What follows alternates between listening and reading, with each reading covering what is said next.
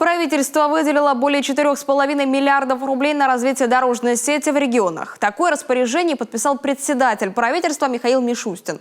Деньги выделяются в рамках национального проекта «Безопасные и качественные автодороги» и государственной программы развития транспортной системы. Средства распределят между 8 субъектами федерации. Коми тоже оказалась в этом списке.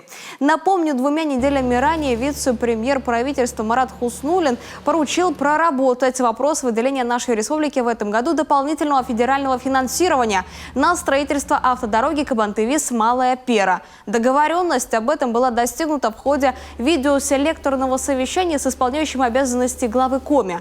Тогда Владимир Уйба предложил перенести на нынешний год федеральные средства, которые были запланированы на финансирование реконструкции этого участка дороги на 2021. Это позволило бы завершить работы раньше запланированного срока.